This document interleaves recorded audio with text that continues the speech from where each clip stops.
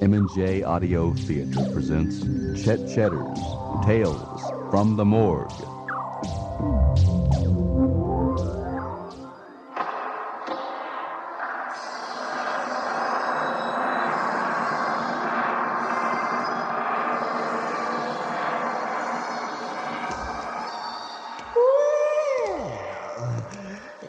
Come right in, my friend. Yes. Have a seat. Welcome to my damp little piece of heaven. I am Chet Chetter, the morgue attendant and resident storyteller. You've caught me in a nostalgic mood today.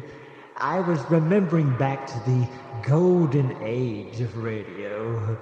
The days before television and computer games. The days when the radio was the nucleus of family entertainment. The sound was a bit crude. There was a great deal of static, but it didn't matter. We would gather around, the entire family, and listen to stories. There were soap operas and dramas and comedies. And my favorite of all, the scary stories, yes. Tales of suspense and murder. They catered to your deepest fears. And they sounded something like this. Ladies and gentlemen, the stories you're about to hear contain images of pure terror. Therefore, we warn you, if you or anyone in your family has a weak heart or bad nerves, please turn off your radio now. The makers of this program will not be held responsible for anyone who dies of fright or goes insane. Remember, you have been warned.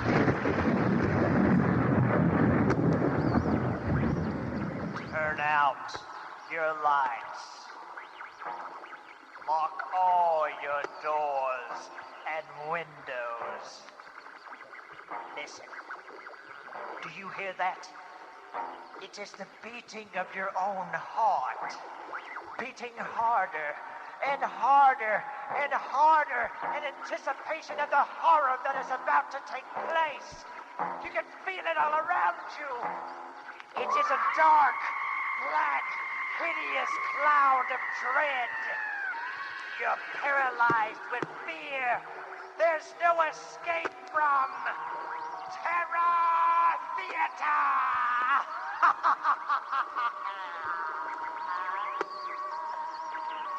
Today's story of fright, revenge, of the prospective bias.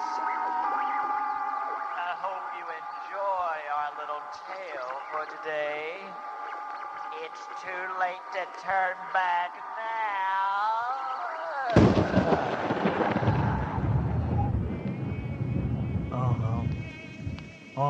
You heard right, ma'am. That's right. $100 an acre. Yes, ma'am. Yes, ma'am. I know it's cheap, but it's darn good land, ma'am. Well, see, ma'am, the IRS says I got to sell off my land. Yes, ma'am. I got so busy tending to my crops that I forgot to pay my taxes for 3 years, and it kind of builds up, you know. Yes, ma'am. But you say you're going to come over tomorrow at 7 o'clock? That's fine, ma'am, just fine. You come on over then. Bring your hubby. I'll show you around. Okay, ma'am. See you then. Yeah, you just come on down. Old Jody will show you all around. And then Jody's going to show you something else.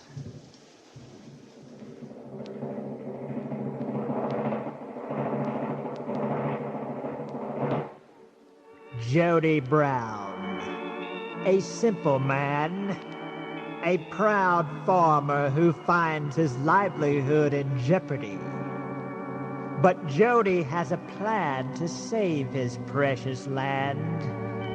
It is an evil plan that will ensure Jody Brown a place in hell.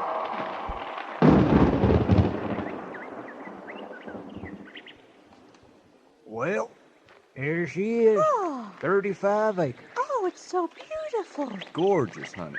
And look at those trees. Aren't those Scottish pines? Boy, that's right on the money, mister. I like a man that knows his trees. You see them birds up in them trees there? Yes. Them are grackles. Oh. You fry them up just right and they're dandy tasting. Well, how They about taste a that? little like chicken. Well, does the house come with the land, sir? My house.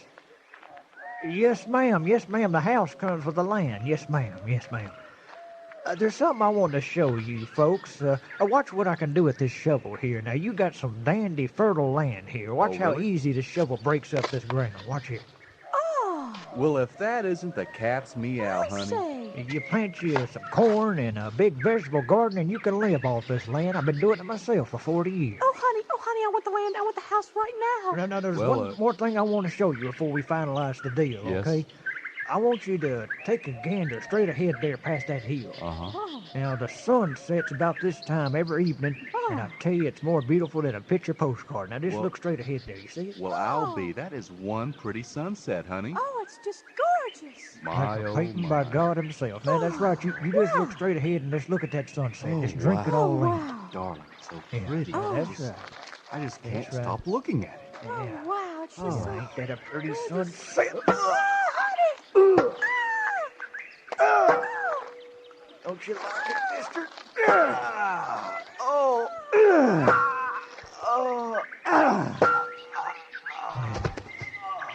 Ain't that a pretty sunset?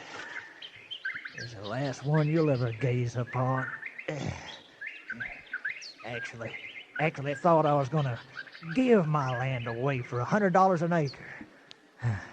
Darn woman even wanted my house. Well, I guess it's time to get you two in the ground. Here, get in that hole. Yeah, I'll just cover you up here. Out of sight, out of mind, I always say. And then I just dump your car in the swamp when I'm through. Oh, but they'll keep coming. The tax man made me put that ad in the paper. They're gonna keep coming, but I'll be ready for them. I got plenty of room for them. Yeah, when the tax man comes, I'll just say, no, sir. Nobody's come to look at this land, no, sir. And then he'll get discouraged and give me my land back to me, yeah. And if he don't, there's plenty of room for him here, too. I got room for them all. 'Cause nobody's taking my land away. This land is part of me. Nobody's taking me off of it. Nobody. Day by day, Jody carried out his demented plan. And right over there's where you can raise you some cattle. Day by day, The land's perfect. I'll take it. Take this instead. week by week. Oh, listen to the birdies twang. Listen to this shovel against your skull. The death toll continued for 1 month, until one fateful night, when Jody, asleep in his bed, dreaming peacefully, heard a noise.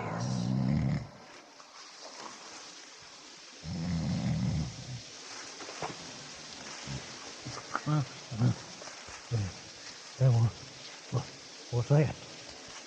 What's that sound? Sounds like something crawling out of the ground.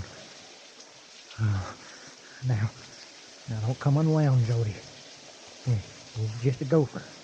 Yeah, a bunch of gophers. That's all it is. Just gophers. Just go back to. Huh? Someone's at the door. Who is it?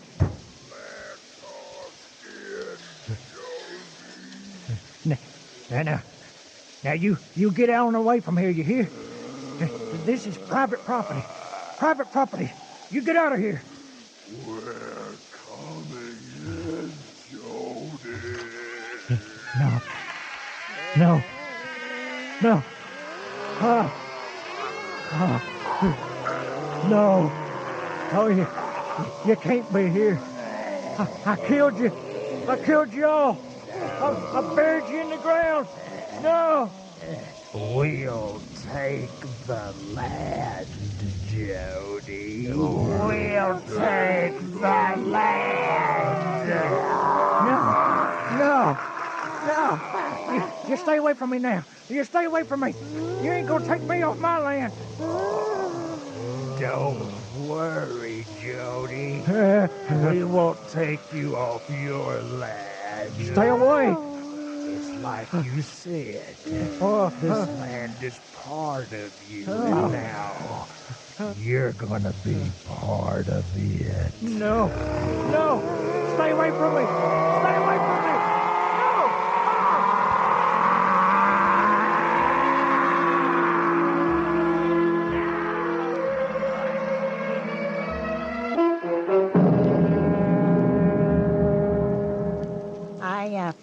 I appreciate your coming out here with me, Sheriff. We told Mr. Brown if he didn't have his property sold by the end of the month, we would have to take control of the land.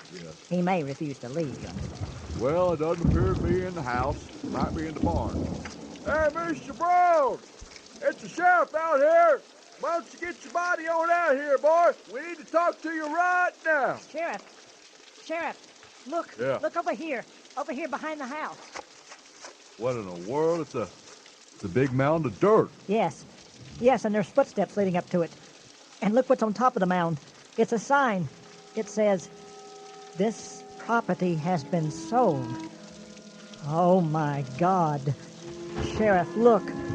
Sticking out of the top of the mound. It's a human hand.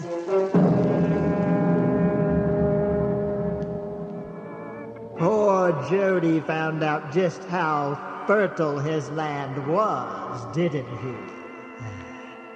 Why, just plant a few dead bodies and they sprout right up. Well now, our next excursion into fear is about a very nervous man named Arnold Craig. We begin inside the room of a psychiatric hospital. Mr. Craig is lying on a couch. He appears to be at wit's end. Listen. I am not crazy, Doctor. I'm not. I may be having a nervous breakdown. I'll give you that. But I'm not insane. And I will not lie here and have you condescend to me like I'm some sort of child who thinks he's seen the boogeyman. Mr. Craig, I am here to help you. You just calm down. Maybe we can talk about this thing rationally. You want to help me? You want to help me? And give me a gun so I can blow my brains out. Let me end it now before they find me. Who is they, Mr. Craig? The cars. The cars. They won't rest until I'm dead. Cars, you say? You're talking about automobiles? Yes. Yes, they hate me. They hate me because they know I hate them. Don't look at me that way, Doctor. Now, calm down. Everything's going to be all right. Oh, shut up. Shut up. Oh, I know what you must be thinking. I know what you must be writing on that pad of yours. Your schizophrenia, probably. Yeah. But I'll tell you my story, Doctor. I'll tell you. You're probably too simple to see it other than the ravings of a madman, but I'll tell you if only to purge my soul of this terror. Remember, Mr. Craig, it is a 50-minute session. Shut up. I'll take as much time as I please. It won't matter in the end anyway. For 12 years, Doctor, I've worked in an auto junkyard. My job was operating a machine that compacts the cars into a small cube. It was a perfect job for me, you see, because I've always hated cars. Hated the way they sounded, the way they polluted the air. The grating sound of the horns. See, you can understand my intense pleasure when I would start the compacting machine and watch as the cars collapsed under the intense hydraulic pressure. I was thrilled by the sound of a car being crushed, the sound of steel buckling under intense pressure. It was like they were screaming in pain. Oh, how I love that sound. Die. Say, Craig, you really love this job, don't you? Oh, yes, sir. I love it. I hate cars, and I want to destroy them all. You're a weird man, Craig, but you're a hard worker. I'll see you back here tomorrow morning. Oh, is it closing time already? How time flies when you're having fun. It was only 2 days ago, Doctor. It's funny how little time it takes for things to go completely haywire. It was a beautiful afternoon. I was riding home from work on my bicycle the way I had done for 12 years. I went by the park as I enjoyed doing on beautiful days like that. It was the picture of serenity. Then behind me, I heard a car engine. Now, Doctor, I always stay on the shoulder of the road, away from traffic. But this car was right behind me. I looked over my shoulder, and there was a station wagon, a blue station wagon, directly behind me. The driver had a puzzled look on his face. I yelled at him. Now see here, you moronic goat. Why are you following me? Why don't you take that thing and drive it off a cliff? Suddenly, the car accelerated. The bumper met with my back wheel. It was trying to run me over, Doctor. It blew its horn as if in anger. I had to think fast, so I pedaled as fast as I could into the park. But the car stayed behind me. People were running in fear. I began to lose control of my bike. I fell to the ground behind a tree, and the car smashed into it.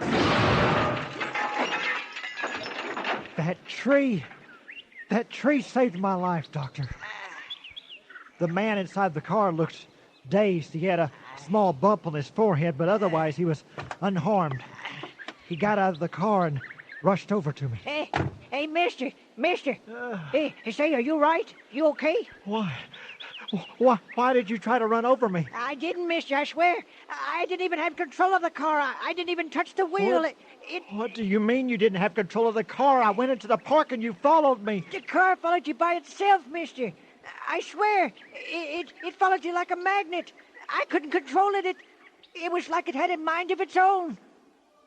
Like it had a mind of its own. Yes, exactly. Think me insane if you wish, Doctor, but at that precise moment I knew what had happened. The car was trying to kill me. Somehow, it sensed my hatred for cars and considered me an enemy to be destroyed. Impossible? Yes. Insane, perhaps, but it's true, Doctor. True.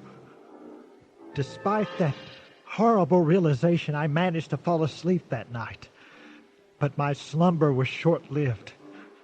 It was about midnight when a peculiar sound awakened me. Oh, what's that? What's that outside? Sounds like car engines. Those lights shining through the window. Dear heavens. Out there, surrounding the house. Cars. And they're empty. No one's inside the cars.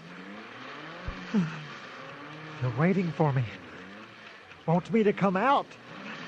Wants me to come outside so they can... Well, they'll have a long wait. You hear me? You hear me? I'm not coming out. You'll run out of gas before I come out. You think I'm a murderer, don't you? Yes, Arnold Craig, murderer of cars. That's me. Well, go away. Go away, do you hear me? Go away! But they didn't go away, Doctor. Simultaneously, they blew their horns. The windows of my house shattered. And then I passed out cold.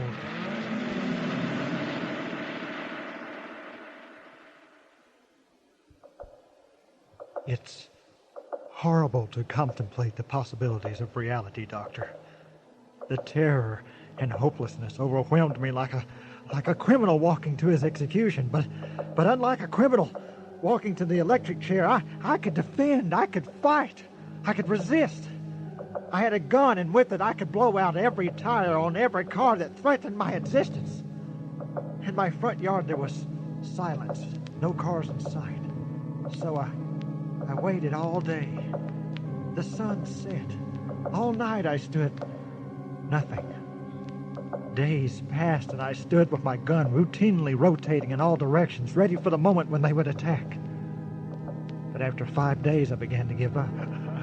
It seemed the cars were gone for good. I'm free. I'm free. Surely they would have attacked me by now. Oh, thank God I'm rid of this life-threatening nuisance. Then I heard a car from the distance. I ran into the street and saw a car at what looked like half a mile away. It was speeding at me at an incredible rate. I aimed the gun, waiting for the car to get close enough so I could open fire.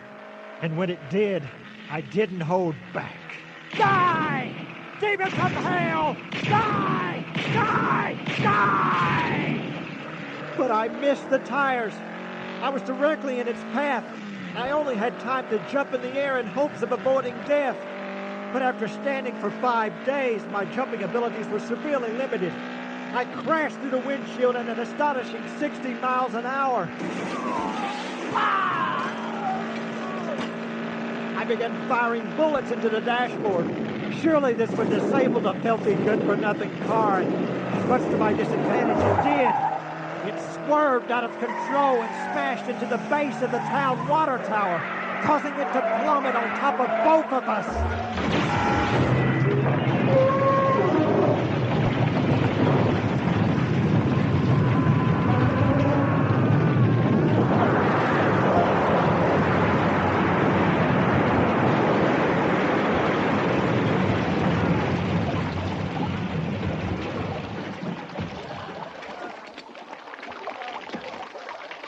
After 5 months of reconstructive surgery, I was out of the hospital and thirsty for revenge. Welcome to Big City Hardware. How may I... Don't be alarmed by this sack over my head, lady. I don't want the cars to recognize me. Cars? Give me a sledgehammer, quickly. Yes, sir. Yes, sir. That's a very nice sack you have, sir. Here you go, sir. Please don't hurt me. I'm not going to hurt you, lady. But you have to understand, every automobile must be destroyed. Yes. Here's your money. Thank you, lady. Yes. Mr. McKenzie. Yes. Mr. McKenzie. Yes, Linda. Lunatic outside with the sledgehammer. Look, he's smashing my car. I'll call the police right now. Die! Die! I'll kill you all! Kill you all! Hey, what's going on, man? Die, you foul beast! Hey, Die! Have you flipped your gourd, man? That's my car. Give me that thing. Release me, you fool! I have to destroy them all! There's millions and I haven't much time! What did my car do to you, man? It would try to kill me. Sooner or later, they would all try to kill me. And they're not cars, my young man. They're beasts. They're animals. demons with gasoline for blood, and I must destroy them all! Ah! Ah! Ah! Die! Die! Die! Die! Die! Die! Ah! Ah!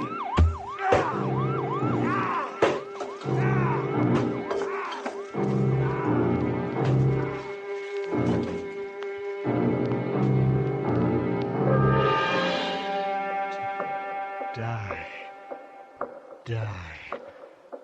Yes. Yes, I suppose I did look like a maniac, Doctor.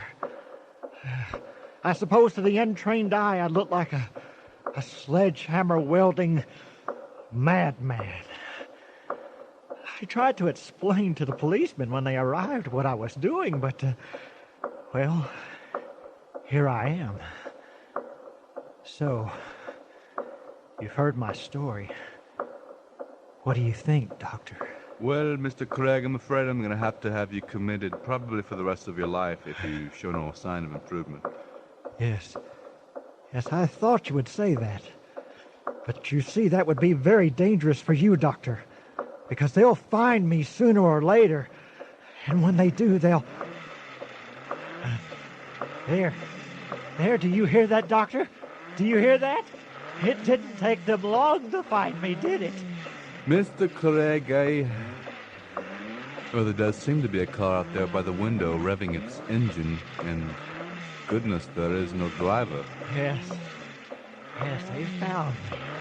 They found me. Well, okay. Okay. I'm ready. I'm ready for you. Come on. Come on. Mr. Craig. Take me. Mr. Craig. Take me. Mr. Take Craig. me. Mr. Craig, do not antagonize the car. I will call security at once. That'll do no good, Doctor. No good. It's backing up. It's Yes. coming forward. Yes. Come on. It's heading for the window. Come on. Go. Come on.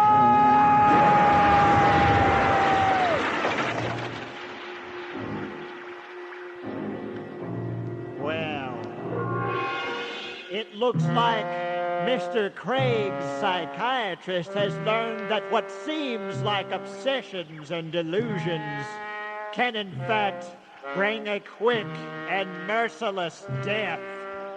But on the bright side, Mr. Craig was put out of his misery.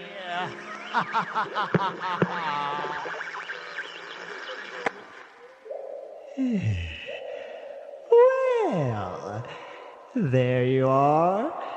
2 spine-chilling excursions into fear. It's too bad that storytelling has evolved into high-tech special effects, nudity, and mindless violence. So often I hark back to the days of old-time radio when the imagination was the special effects department. Oh, well, the price we must pay for progress. I see you're ready to go. Well, please keep me in mind. I have many more stories to tell. Until next time, pleasant dreams.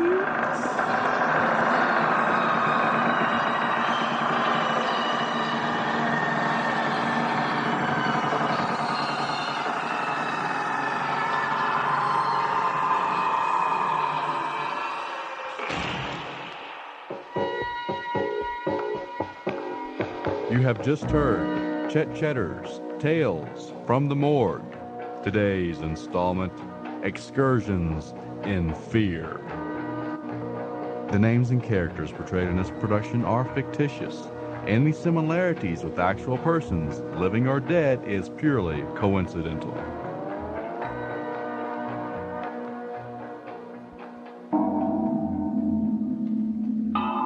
A production by M&J Audio Theater.